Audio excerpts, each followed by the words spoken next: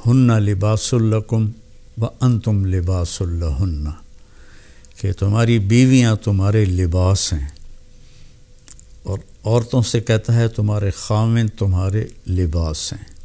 یہ تشبیہ پورے قرآن میں کسی رشتے کی اللہ نے نہیں دی جو خاوند اور بیوی کی اللہ تعالیٰ نے تشبیہ دی ہے کہ یہ تیرا لباس ہے اور یہ بیوی کے لیے خاوند لباس ہے، خاوند کے لیے بیوی لباس ہے۔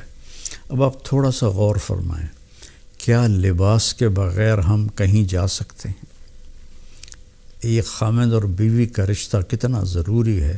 ہمارے ہاں تو ہندی معاشرہ ہے، کسی کی بیوی فوت ہو جائے تو اس کو لڑکی نہیں ملتی، اور کسی کا خاوند فوت ہو جائے تو اس سے خاوند نہیں ملتا، کوئی بیوہ ہو جائے، مطلقہ ہو جائے، اس کا کوئی رشتہ نہیں پوچھتا، ایک آدھ بچہ ہو تو وہ بیچاری اسی کے ساتھ ہی گزار دیتی ہے، اس کا کوئی رشتہ مانگنے بھی نہیں آتا۔ میں چاٹ گیا تھا، وہاں میں نے معاشرت دیکھی کہ 8 بچوں کی ماں کو بھی طلاق ہو جائے تو عدت کے بعد فوراً اس کی شادی ہو جاتی ہے، اور جو خاوند ہوتا ہے وہ 8 بچوں کو سنبھال لیتا ہے۔ حالانکہ غریب ملک ہے بالکل، اور یہاں سب کچھ ہے، لیکن کہیں کبھی کسی بیوہ کی شادی ہو، اس کے ساتھ بچے ہو تو کہیں جی اسی بچہ نہیں لینا، اسی بچی نہیں لینی۔ اللہ کے واسطے یہ ہندی معاشرت چھوڑو، اپنے نبی والی معاشرت اپناؤ۔ پہلی شادی میرے نبی نے بیوہ عورت سے کی ہے، اور سب مطلقہ ہیں یا بیوہ ہیں، ایک کنواری حضرت عائشہ بس۔ تو لباس کے لیے کیا ہے، ہم کتنی احتیاط سے رکھتے ہیں، خاص طور پر عورتیں اپنے لباس کا کتنا خیال کرتی ہیں، کیسے وہ ایسے لٹکا کے رکھتی ہیں کہ اس کی کریز خراب نہ ہو۔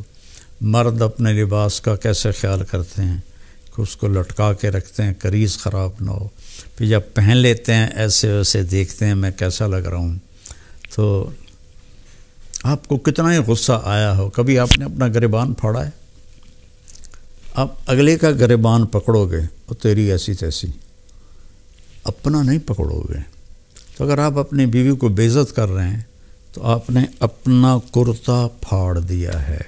کوئی آپ کو عقل مند کہے گا؟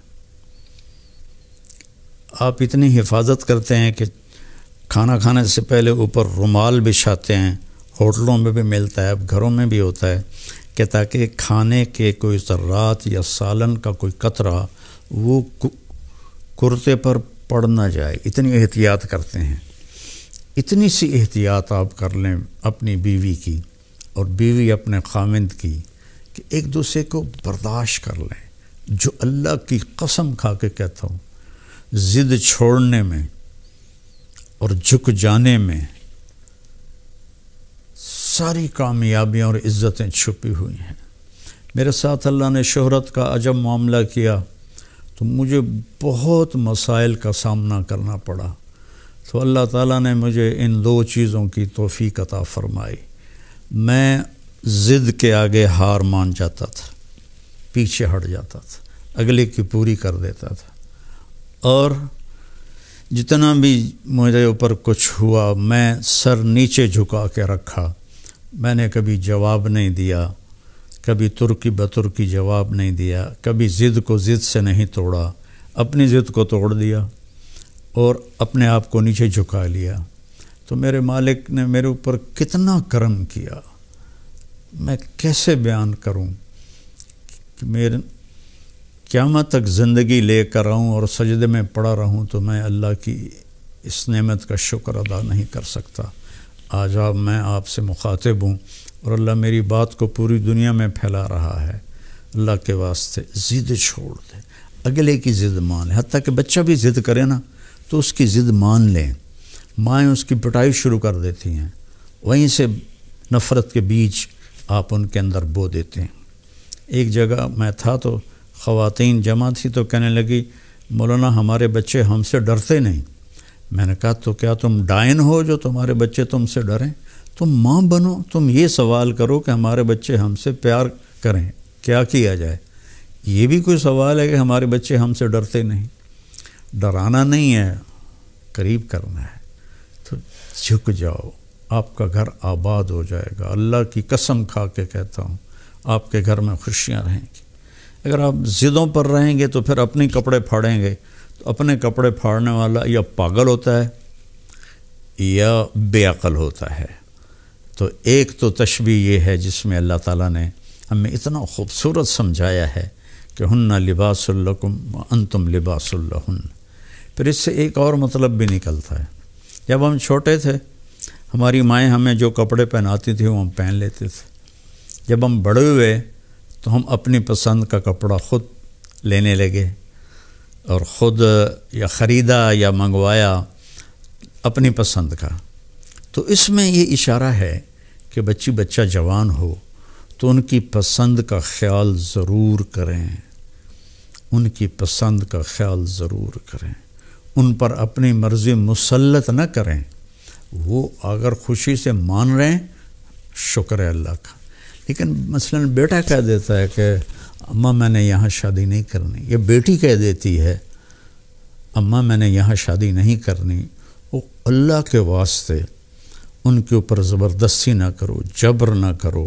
یہ اللہ نے ان کو حق دیا ہے، لڑکی کو بھی لڑکے کو بھی اللہ نے حق دیا ہے کہ وہ انکار کر دے۔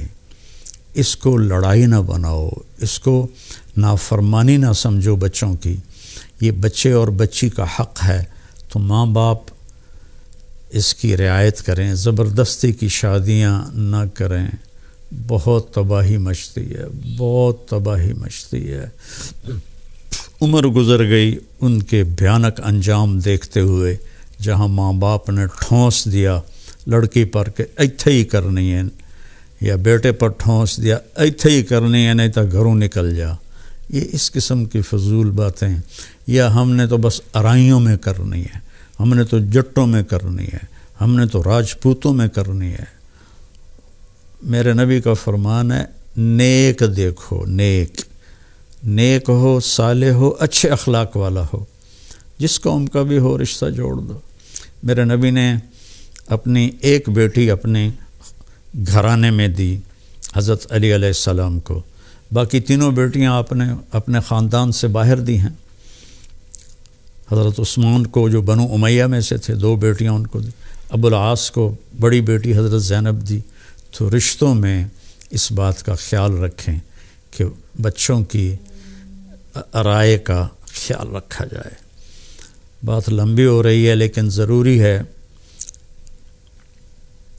حضرت علی رضی اللہ تعالیٰ عنہ علیہ السلام تشریف لائے حضرت فاطمہ کا رشتہ مانگنے، اور جبریل پہلے آ گئے تھے کہ یا رسول اللہ، اللہ نے علی اور فاطمہ کا رشتہ طے کر دیا ہے۔